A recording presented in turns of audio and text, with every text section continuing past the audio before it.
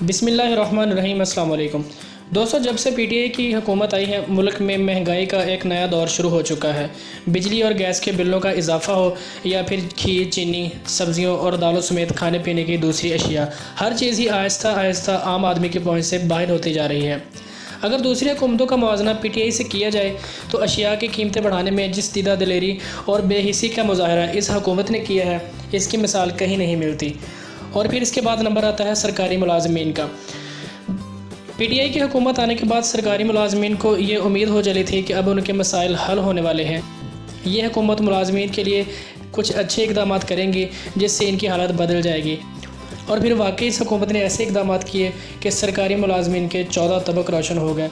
साल 2019 में अपने पहले बजट में पीटीआई की हुकूमत ने सरकारी मुलाजमीन की तनख्वाहों में 10% इजाफा किया।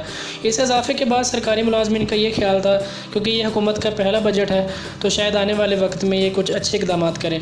और जैसे जैसे 2020 करीब आता गया, सरकारी मुलाजमीन की तवक्कात बढ़ती गई। उन्हें ये उम्मीद थी कि 2016, 17 और 18 के जो एडहाक रिलीफ अलाउंसेस हैं उन्हें उनकी बुनियादी तनख्वाहों में ज़म करके गवर्नमेंट 10 या 20% इजाफा देगी, जिसकी वजह से उनकी माशी हालत कुछ बेहतर हो जाएगी। लेकिन जैसे ही 2020 का बजट आया तो सरकारी मुलाजमीन की हैरत की इंतहा न रही कि अलाउंसेस ज़म करने को दरकिनार इस हुकूमत ने तनख्वाह में 10% इजाफा करना भी ज़रूरी ना समझा।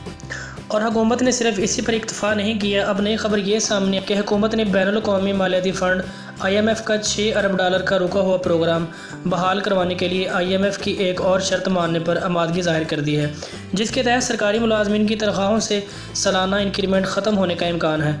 इस हवाले से वज़ारत ख़ज़ाना के ज़राए का कहना है कि इस्लाहात कमीशन ने सिफारिशात हुकूमत को भिजवा दी हैं। दिसंबर में तनख्वाहों में सालाना इंक्रीमेंट नहीं मिलेगा और IMF की शर्त पर दिसंबर में बुनियादी तनख्वाह ना बढ़ाने पर काम शुरू कर दिया गया है।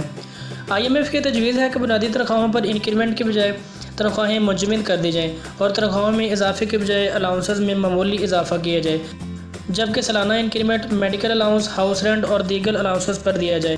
ज़राए का कहना है कि नए पे रूल्स के मुताबिक बुनियादी पे स्केल पर तैनात मुलाजम रिटायरमेंट तक इसी बुनियादी तनख्वाह पर रहेगा। इस इक़दाम से हुकूमत रिटायरमेंट के वक्त कम पेंशन अदा करेगी। इस इक़दाम से अलाउंसेस इंतहाई कम मिक़दार में बढ़ेंगे। वज़ारत ख़ज़ाना के ज़राए का कहना है कि रिटायर्ड होने वाले मुलाजमीन की पेंशन का बोझ कम हो जाएगा और रिटायरमेंट के वक्त हुकूमत कम बुनियादी तनख्वाहों पर ही पेंशन कैलकुलेट करेगी। ज़राए का कहना है कि सेक्रेटरी वज़ारत ख़ज़ाना इस तजवीज़ के हामी है।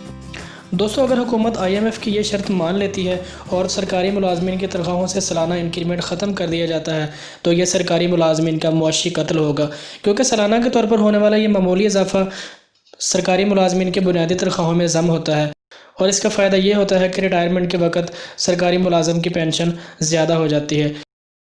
अब हुकूमत IMF की शर्त पर क्या रद्द-ए-अमल ज़ाहिर करती है, ये इंक्रीमेंट ख़त्म करती है नहीं, ये इसका फ़ैसला तो आने वाला वक्त ही बताएगा।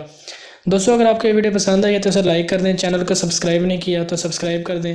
मिलते हैं एक नई वीडियो के साथ। अल्लाह हाफ़िज़।